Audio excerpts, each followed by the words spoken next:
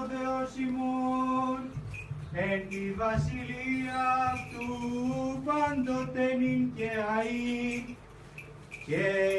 εις τους αιώνας των αιώνων. Της αρχιεροσύνης σου μνηστή Κύριος ο Θεός ημών, εν τη βασιλεία αυτού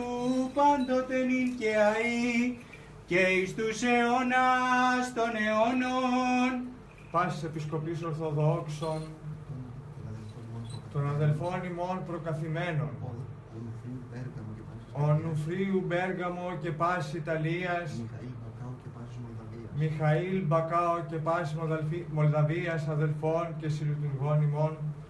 των αδελφών ημών αρχιερέων, των απαρτιζόντων την Ιερά ημών Σύνοδο του Παλαιού Εορτολογίου Ελλάδος,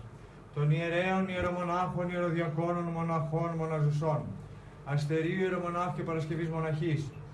Χρυσοστόμου αρχιερέως, Σεραφείμ αρχιερέως και Καστενού αρχιερέως, αδελφών και συλλειτουργών, πάντων των πνευματικών ημών τεκνίων, πάντων των προσελθόντων και εν κατανοίξει παρακολουθούντων την Θεία και Ιερά Μυσταγωγία ταύτη με των οικείων και των συγγενών αυτών, της μαθητιούς σπουδαζούσης και εργαζομένης νεολαίας και πάντων των οχλουμένων υποπεμβάτων ακαθάρτων. Μνηστή Κύριος ο Θεός, εν τη βασιλεία αυτού πάντοτε νυν και αεί, και εις τους αιώνας των αιώνων. Της αρχιεροσύνης σου μνηστή Κύριος ο Θεός ημών, εν τη βασιλεία αυτού πάντοτε νυν και αεί,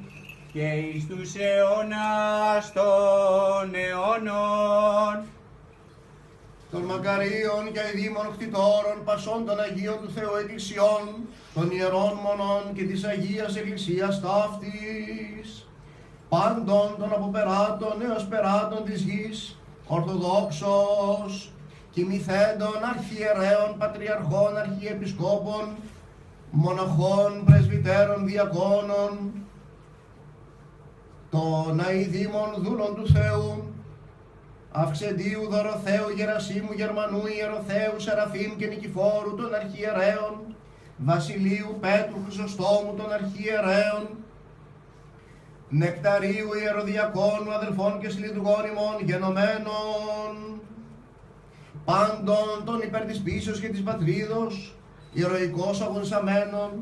και εν δόξος πεσόντων, εν της ιερής του έθους ημών αγώσει πάρετε και νυν,